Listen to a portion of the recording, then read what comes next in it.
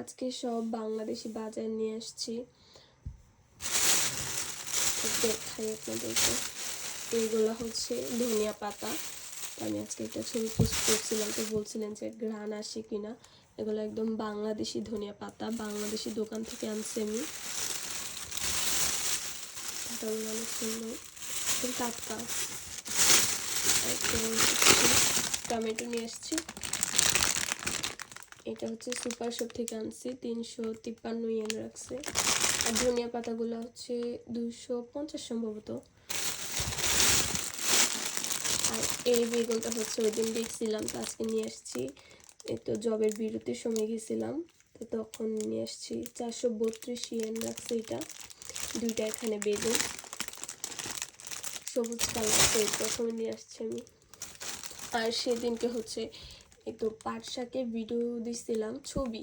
তারপরে জিজ্ঞেস করছিলেন যে পাট শাকগুলো কোত্থেকে নিচ্ছি। এগুলো হচ্ছে আমাদের স্যান্দাইতেই, এই তো স্টেশনের সাথে মর্নিং মার্কেট আছে, তো ওই জায়গায় পুঁই শাক, তারপর হচ্ছে পাট শাক, বিভিন্ন ধরনের শাক পাওয়া যায় যেগুলো বাংলাদেশি।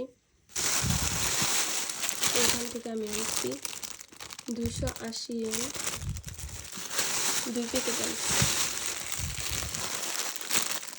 সব মিলে হচ্ছে 1750 বাজার। আর এই কাঁচা আমগুলোর কথা জিজ্ঞেস করছিলেন, এগুলো হচ্ছে কাঁচা আম। এগুলো আনছি ভিয়েতনামি দোকান থেকে। এগুলো দিয়ে হচ্ছে করি, কি যেন বলে ভুলে গেছি, তরকারি টমেটো দিয়ে, এরপর কাঁচা আম দিয়ে ঝোল রান্না করি। আর এইটা হচ্ছে বাংলাদেশের আনারকলি ফল, এটার দাম আরও বেশি, 378 ইয়েন। আমাদের বাংলাদেশিগুলো হচ্ছে সবুজ কালার, আর এটা দেখতে একটু খয়েরি টাইপের লাগে। এটা একদম হচ্ছে অরিজিনাল আর কি, বেশ ভালোই, একই লাগে বাংলাদেশেরটার মতোই।